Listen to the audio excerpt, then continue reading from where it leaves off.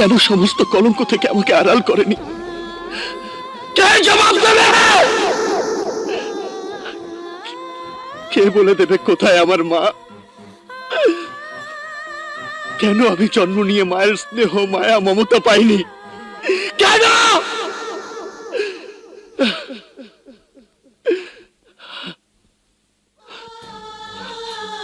কেন কেন আজ আমার চারিদিকে অন্ধকার? এই অন্ধকার জীবনে যাকে ভালোবেসে বাঁচতে চাইলাম, সে আজ কোথায়?